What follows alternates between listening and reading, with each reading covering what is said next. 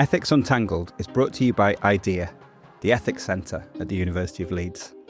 To find out more about IDEA, go to ahc.leeds.ac.uk/ethics. There are many children in the world who either don't have parents or don't have parents who can look after them, and who would benefit greatly from being placed with adoptive families. Some ethicists have argued that this state of affairs means that procreation is impermissible. We should not bring more children into the world when there are children we could adopt instead. In this conversation, I talked to Giuli Cavaliere, lecturer in engaged philosophy at University College London, who's written about this question, and also about the related question of whether states should fund assisted procreation, again, when adoption exists as an alternative. So welcome to the podcast, Giuli. Thanks, Jim. Thanks for having me, so to speak. So most people believe that procreation is permissible, most philosophers at least, and then most people don't even think about that, and they just think that it is something good, valuable. But then there are a few challenges in philosophy to the permissibility of procreation. So there is the challenge from sort of climate change and our duty not to worsen it. Then there is the challenge from antinatalism that says that basically children will have a miserable life, or that existence always comes with misery, and so we ought not to bring people into existence that might be miserable. And then there is the challenge from adoption, which, you asked me about, sorry. So the challenge from adoption is exactly what you said. So it's about the observation that there are lots of children in need and that do not have, let's say, adequate parents and carers, and therefore they are either in families that cannot look after themselves properly or in institutions. And these children often are in very bad conditions. They are not appropriately looked after. They sometimes suffer from neglect and abuse.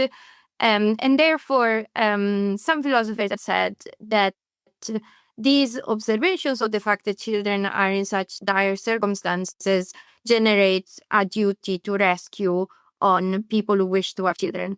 So in this view, the challenge from adoption to the permissibility of procreation is that it is impermissible to procreate because there are children in these dire circumstances, and therefore people who wish to have children have a duty to adopt rather than procreate.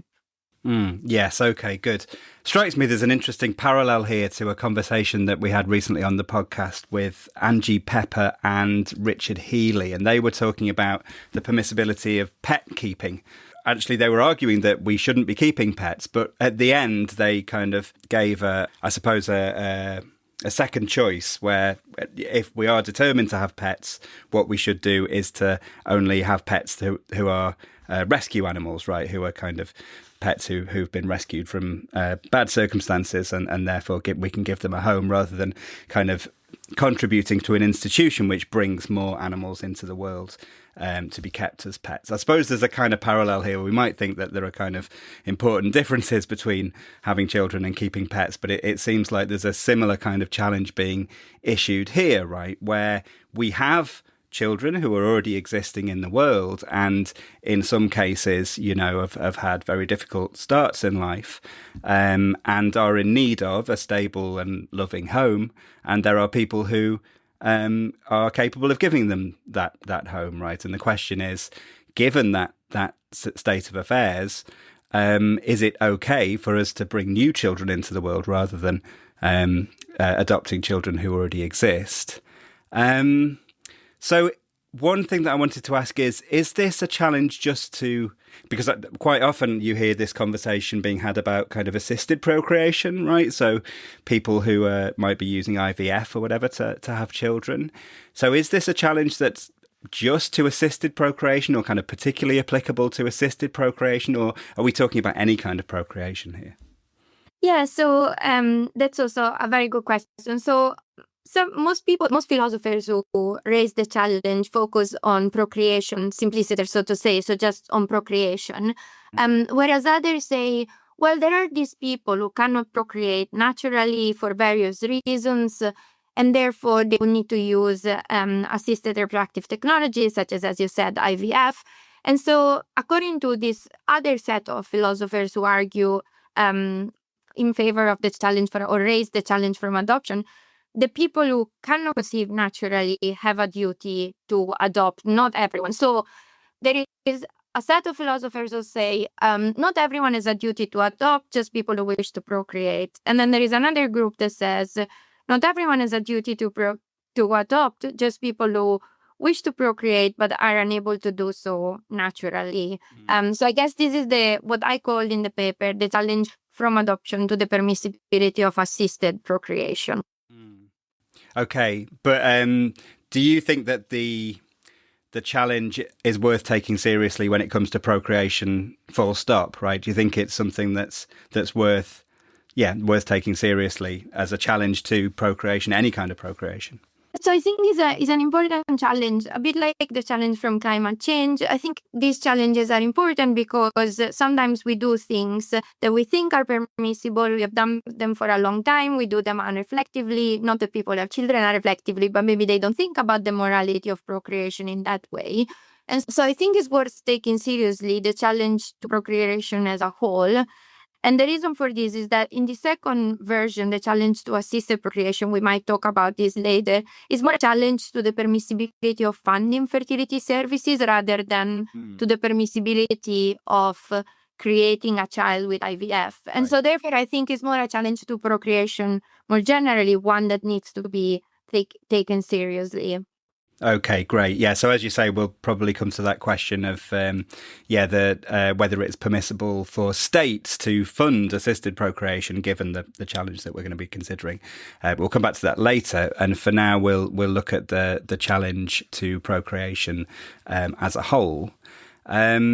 So in the paper that you've written on this, you set out kind of more precisely what the argument is that people who issue this challenge are advancing. So what is that argument? Yeah, so thanks. So the argument might be familiar to philosophers because it's similar to the argument, for example, Singer defends with respect to cases of famine or anyway world poverty. But basically it starts from the assumption that lacking medical care and being exposed to neglect and abuse harms children. And if somebody can prevent something harmful from happening, so if it's in the power to do so, they should do it. So they have a moral duty to do that. And then it goes to children. And I think the people who defend this argument do a very good job in showing that actually the conditions of children worldwide are really not favorable to their growth and flourishing and so on. And so they say, well, there are lots of children worldwide that are in these dire circumstances. And people, according to them, people who wish to have children can prevent serious harm to these children and by adopting them, so offering them an alternative home, offering loving them because the children are often neglected. And so therefore, people who wish to have children are morally required to adopt these children rather than procreate as a way to fulfill their interest in parenthood. So it's interesting because it's sort of like it starts from this very sort of like intuitive idea that if it's in our power to prevent something harmful from happening, we ought to do so. So it's not like supererogatory for us. We really are required to do that. And then it goes, well, if we accept that and considering that some people have an interest in parenthood, then they should fulfill it, or they ought to fulfill it via adoption rather than procreation. So that's the kind of argument. Yeah. Yes. Okay. So just to kind of go back to the intuition on which that argument is based, because I guess some of our listeners won't be familiar with the example that Singer advances and so on, right? So Singer's thought experiment is, if I remember it rightly, is you're walking through the park and you're going past a shallow pond, right? And there's a child drowning in the pond. And the thought is you could very easily rescue the child, but you've got a new pair of shoes on. And if you rescue the child, you'll ruin your new pair of shoes. And the thought is well, firstly, the condition of your shoes shouldn't be any obstacle to you rescuing the child. And secondly, that rescuing the child is something that you're required to do. You have a duty to do that. So it's not something that would just be good for you to do. You have to do it. If you don't do it, then you're failing in some kind of important duty. And Singer extrapolates from that and says, well, actually, the condition of people around the world in poverty and so on is actually in all relevant respects similar to the condition of the child in the shallow pond. So we have a duty to using our financial resources or whatever to try to lift people out of those conditions. And the thought is, again, it's not just something that would be good to do, it's something we actually are morally required to do. And so the application of that kind of intuition in this case is to say, well, here you've got some prospective parents who are committed to having children anyway, right? They want to have children. And then you have some children who are in dire need of families. And the kind of, I suppose, the inconvenience to the prospective parents of adopting rather than having children through procreation is similar to the kind of the point about the shoes, right? It's relatively little inconvenience or kind of harm to them to actually adopt rather than procreating, and therefore it's something that they have a duty to do that rather than naturally procreating.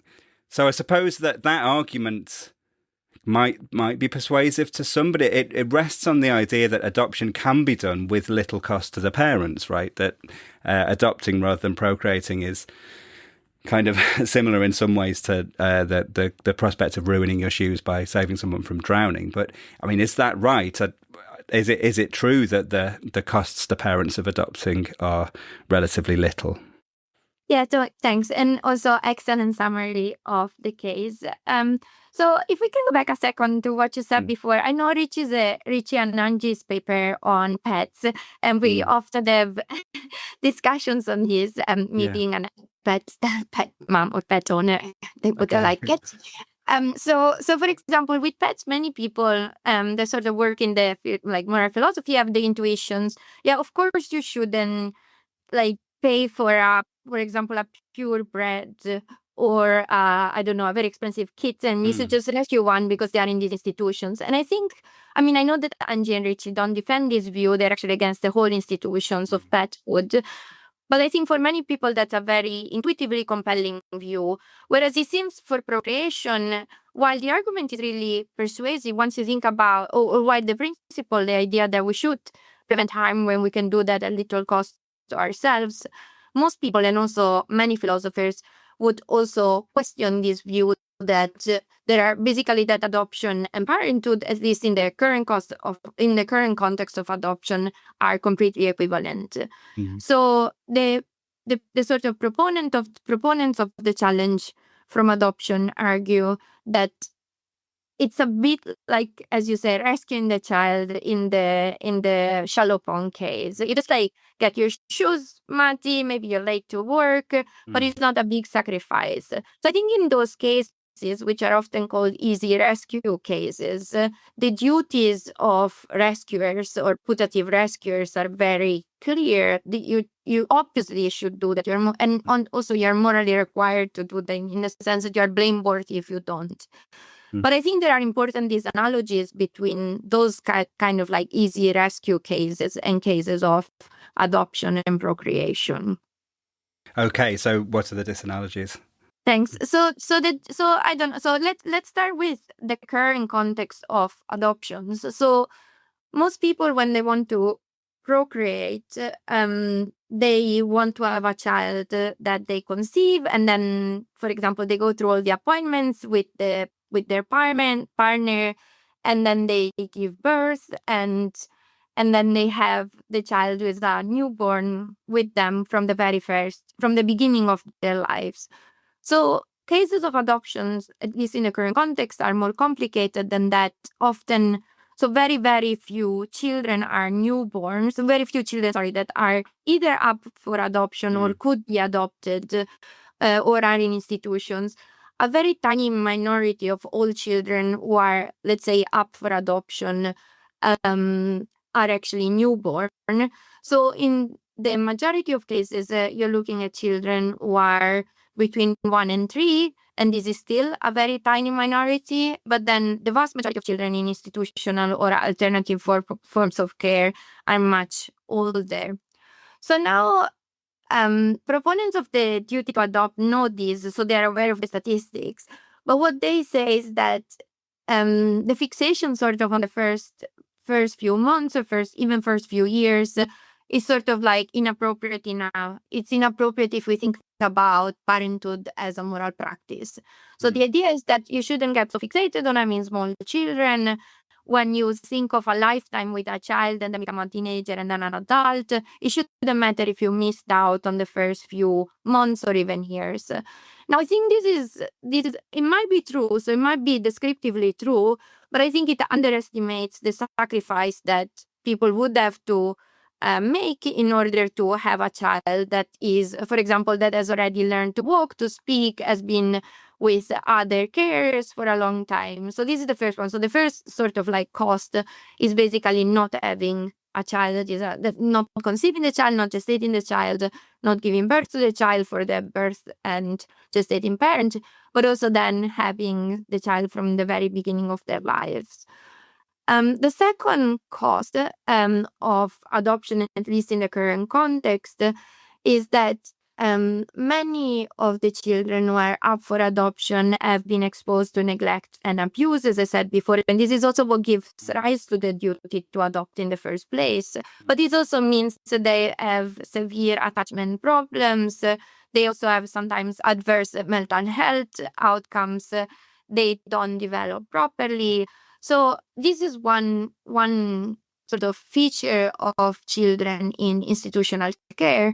And another feature is that disabled children are highly represented among these groups compared, for example, to the general population. So this is not, because I often get this objection, and I think it's totally right, it's not that the inherent moral worth of these children or it's lower than so-called like able children, or it's not even that there is nothing valuable in parenting them. Actually, lots of people with disabled children talk about talk about the experience of parenting them as something that contributes to flourishing and that they find deeply valuable. But it's different because if you procreate, the chances of having a disabled child is really, really low. Whereas if you adopt, the chances of having an adopted child with disabilities or a disabled child is very high. So this is a second way in which procreation and adoption are quite different.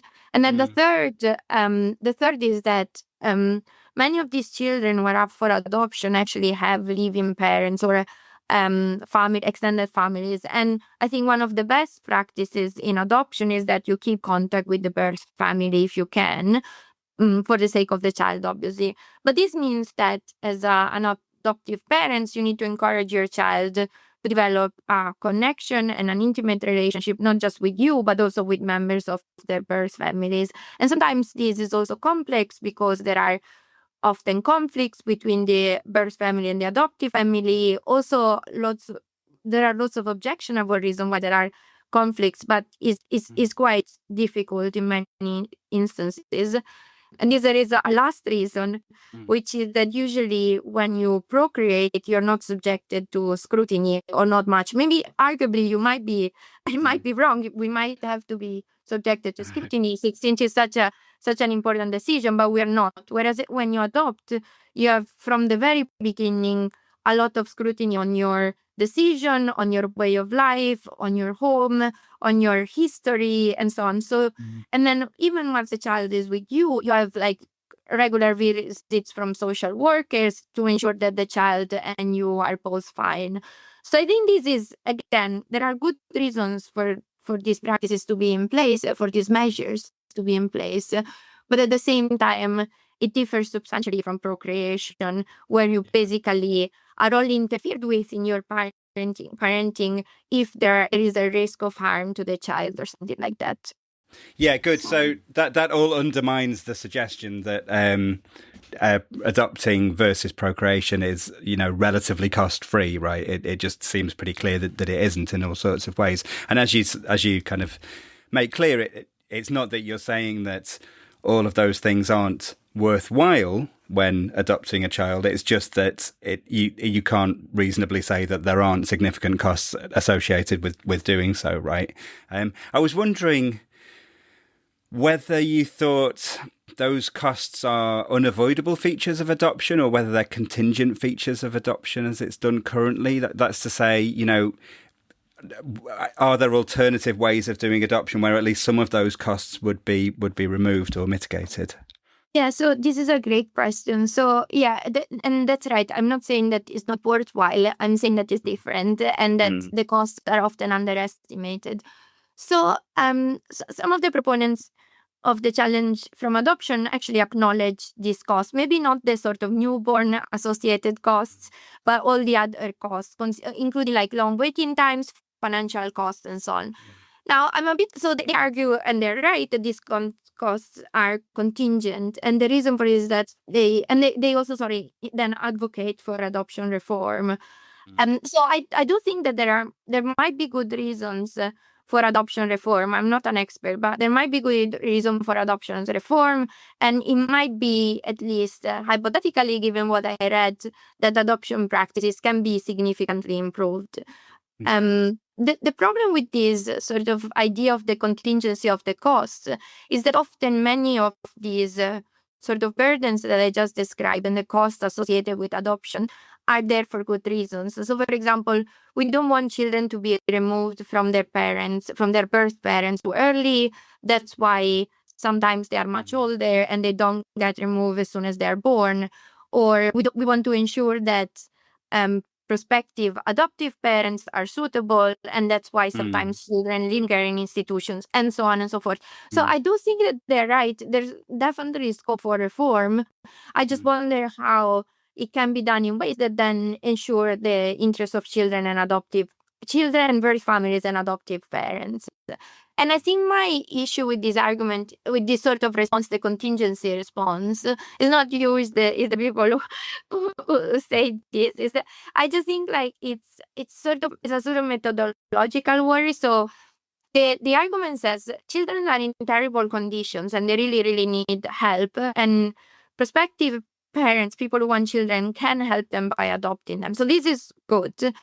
But then the argument relies on this idea that the conditions of the children are really bad in order for the duty to rescue to get off the ground.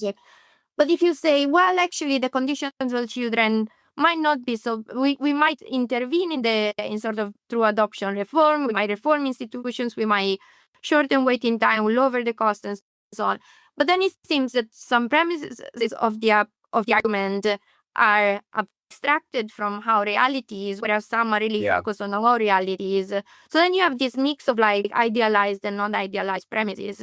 And so you really need to say the situation is bad in order for the duty to adopt to get off the ground. But then if you say, well, but actually there is scope for reform, then the question is why then we don't do reform all the way down and then children are not in these terrible institutions, if that makes sense. It's a sort of methodological worry. Yeah, it's like the very conditions which mean that the children are in dire circumstances in the first place and which create the intuition that that there's a duty to rescue them are the same conditions which mean that it is actually difficult. So there are significant costs attached to rescuing them. So that's a way in which it's different from the shallow pond example, right? Where that thought experiment is set up so that the conditions which mean the child is in trouble, i.e. it's drowning, don't affect you because it's only a shallow pond and you're an adult, so you can just wade in and rescue it. So that doesn't kind of work in that case, but it seems to apply in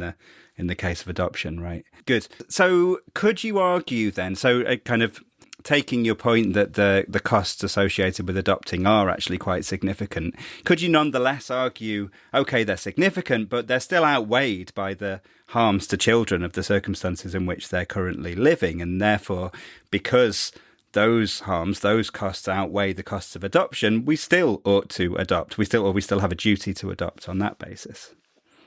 Yeah, so great question again. So that's what they usually, so proponents of the duty usually think about also what they call putative, or what I think are putatively costless cases of adoption, where you have basically, imagine that you have there is a newborn ready to be adopted, no scrutiny and so on, but you and your partner or you by yourself have a really strong desire to procreate. So proponents of the duty say in those cases at least, for sure you have a duty to adopt the newborn rather than procreate. And I think it's a very compelling view, and it's also like, I think is a much more is an intuition that might be much more widespread, that we should adopt rather than procreate. So in the paper, one of the things I say is that I think it might be true, so they might be right. So I grant this, that it might be true that in those cases we should adopt rather than procreate. But what I'm also saying is that I think it's wrong to think about questions of procreation, parenthood, and adoption through the lenses of moral duty only. So this sort of like deontic framework that they rely on. And the reason for this is that it reduces questions concerning these very important practices to questions of like permissibility and impermissibility. So procreation is impermissible unless you have, procreation is impermissible until all the children in need have been adopted. So this is, to me, and this is a sort of like following a tradition in moral philosophy, like sort of Benjamin Williams, Susan Wolf. I mean, smarter people than me have defended this view, but basically the idea is that we should think about other values when we think about these activities, not just whether something is permissible or impermissible, whether we have a duty to do X or a duty to do Y. So in this sense, I think it's a compelling view. I just don't think that it works to think about procreation in this way as a sort of like impartially weighing up conflicting moral commitments. I think it's like reductive to think about procreation, but also parenthood, even adoptive parenthood, in these ways. Right. Okay. Yeah. So I was going to ask. I think the question I was going to ask is kind of getting at what you're saying there, which is that I could imagine somebody listening to the conversation we've had so far and thinking, this isn't kind of how people actually make these decisions, right? And actually, the reason why many people might think it's always going to be permissible to have one's own kind of biological children is because it matters to people that they have their own biological children, right? That there's some kind of value that people see in having children that they've created through procreation, right?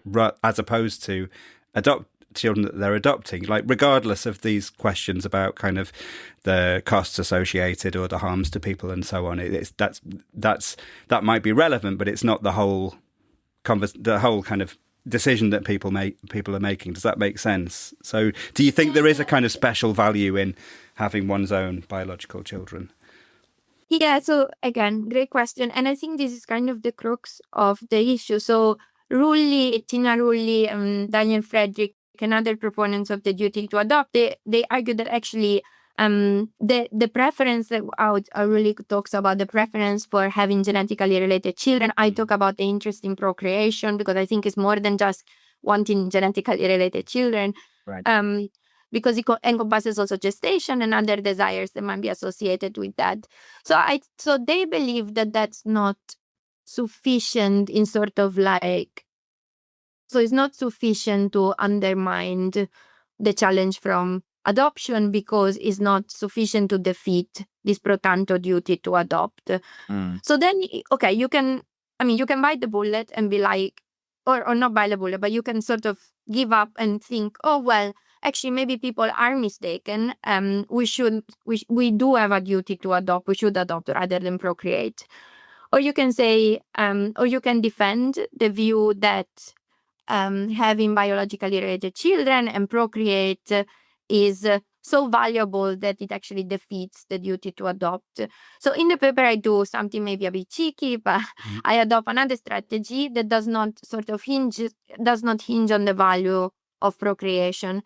I just say that it's really important for some people. It's really important to have children that are biologically related to that, to gestate them, to be with them from the start, and so on.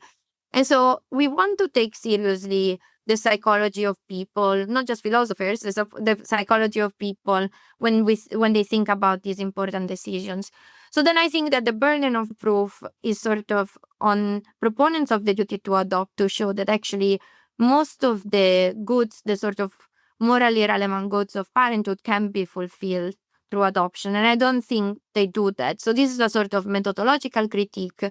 And I do this because I think that the interest in procreation is a worthwhile interest and there are reasons to satisfy it.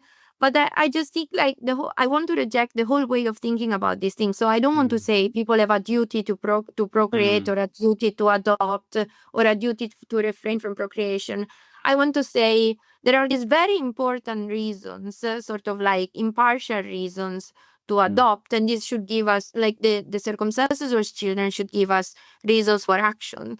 But I don't think they give rise to a duty to adopt because I don't want to think about procreation and adoption through the lenses of this deontic framework that they use. So deontic framework just being a kind of a framework to do with duties, right? So the whole idea of thinking of it in terms of duties is something that you want to reject. Yeah. Yeah. So I mean, could you say a bit more about why you think that that's a misguided way of thinking about the situation?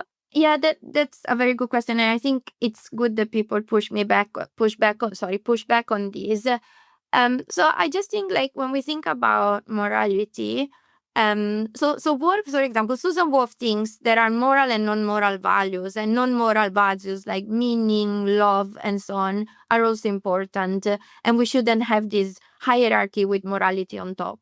So I don't have that kind of meta-ethics, so I don't have that view of morality. I think that within morality, there is scope to think about many values. So, for example, these deontic concepts like duty, permissibility, and so on, they capture something that is important. For example, our impartial duties duties that we have to people we don't know, to strangers, to children in need, and so on. And this is a very important part of morality. It's arguably one of the most important. But I think there should be also space for example, partiality. So, for example, being partial to yourself and give way to your own desires, or what Bernard Williams calls projects. There is space to sort of think not always about doing the thing that is required by these impartial moral considerations, but also sort of like bring new values or bring alternative values into the picture. So I think the picture of morality that I'm trying to sketch in the paper is just broader than just thinking, is this permissible or not permissible? And is this permissible or not permissible just based on like our duties to the world? So I think my idea is that also we shouldn't think of like procreation as something that we should exhaust our duties to the world and then it is permissible.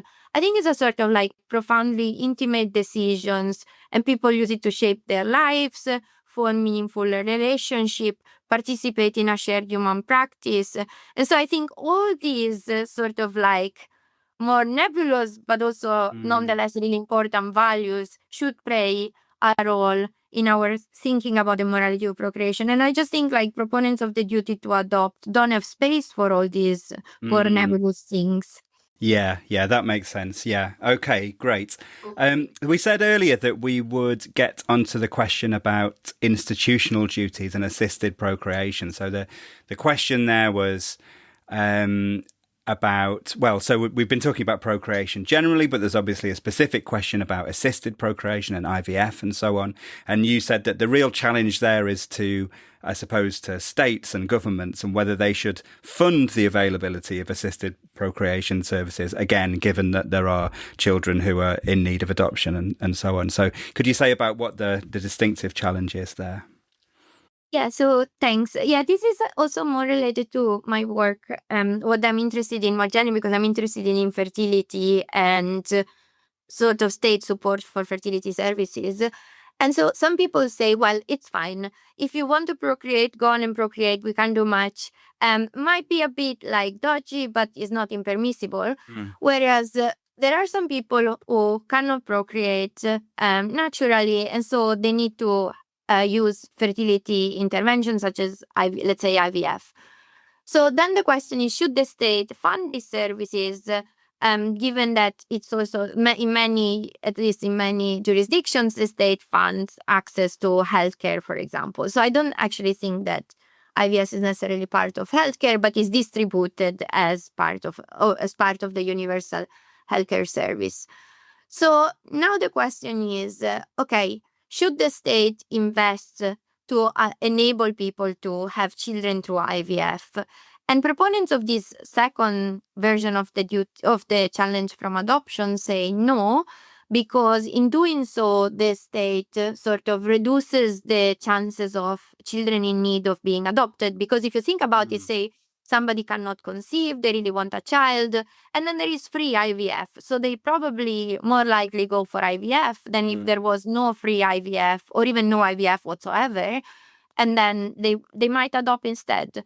So this is like a view that is defended by philosophers, but I increasingly found it in the sort of like in media and sort of opinion pieces, sort of like the state has a duty to children in need. Often these children have been failed by the state already.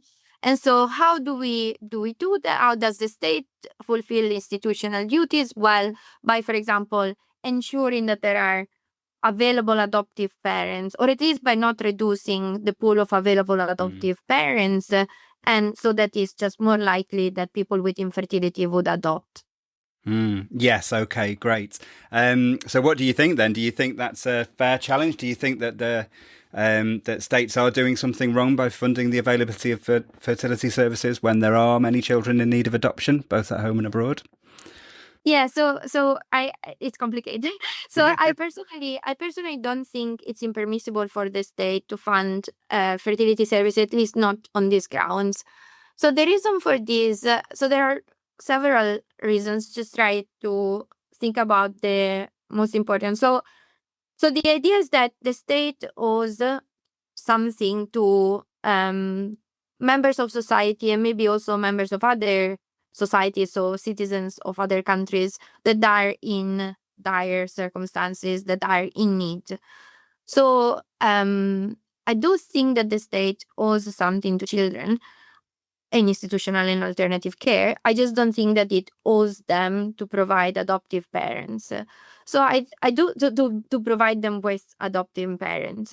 So let's think about domestic adoption first. So I do think that the state has a duty to ensure that the children who are in care or also with their birth families, regardless of whether their families are able to look after them, has a duty to ensure that children are appropriately looked after and are given like sort of appropriate conditions for flourishing. Now, when the state does not do that, the state fails children. But I do think that justice requires that these needs of children are met rather than their sort of welfare is maximized by giving them, for example, a loving home. So some people say children cannot flourish unless they are with loving parents. But this is a very stringent view of the requirement of justice, because it means that the state not only has a duty to ensure that the needs of these children are met, but that they are met in this particular way through providing them with adoptive families. And this is also similar thing. So I believe that states have duties also to citizens of other nations, so especially affluent nations have duty to citizens of non-affluent nations. Some people deny this, but let's say if states have duties towards citizens of non-affluent nations, they have duties to children, for example, in orphanages or in terrible conditions abroad. But then the question is again, like, do they have a duty to provide them with adoptive parents, or just to ensure that sort of minimal conditions for flourishing are met? And so I want to argue for this second view, where the state, especially when children are in bad circumstances because of institutional failures, such as welfare failures and so on, then I think the state has a duty to look after them, to ensure that these children are looked after appropriately, but not to ensure that they have adoptive parents. Yes. Yeah. Okay. Yeah. So there's a. So if I've understood this right, there's a kind of, is there a separate question about whether there might be a duty to that states have to children in other states which are relatively to the original states kind of poor and have children in particularly dire circumstances, versus a duty that they might have to children in the state itself, right? And do you think that What do you think about that second question? Do you think that there's more of a reason to kind of question whether it's good for states to be funding IVF, given that even in that state itself there might be children who are in particularly bad circumstances and in need of adoption?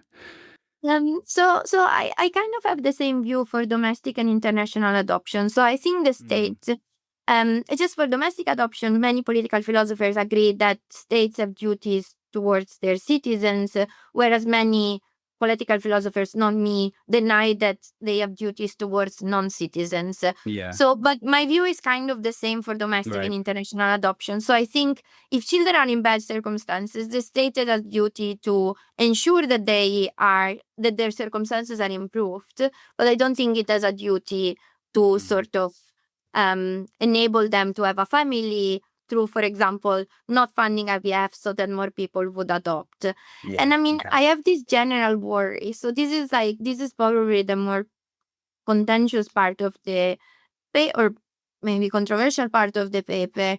So I spent a lot of time in the last few months reading sort of empirical literature and sort of sociological literature on adoption. And there is a big debate within adoption scholars. So I'm saying that there are different positions. But I sort of worry, and I'm with some adoption scholars, not everyone. I sort of worry that sometimes, certain children should be removed from their families. Their families are terrible, their birth families. But sometimes children are just with poor family that cannot appropriately look after them. And this is especially true with sort of international adoption, where children are brought to orphanages, and so because parents cannot look after them. So it seems weird for me that the state duty is not to ensure that these children are appropriately looked after in their birth families and that these families are appropriately supported, but that these children are placed with people who have infertility and cannot conceive naturally. So it seems very counterintuitive to me. Yeah, I can see that. Yeah. Probably lots more we could say about this, but I think we've probably run out of time now. So that's a fantastic conversation. Thank you so much, Giuli Cavaliere, for coming on the podcast.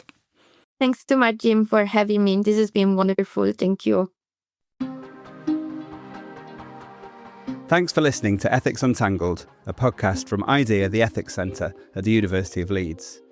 IDEA brings ethics to life, blending in-depth theoretical inquiry with real-world experience to address the most complex ethical issues facing the world today. If you like the podcast, please leave us a rating and review. And to find out more about IDEA, including our Masters and PhD programmes and a wide range of consultancy services we offer, go to ahc.leeds.ac.uk/ethics.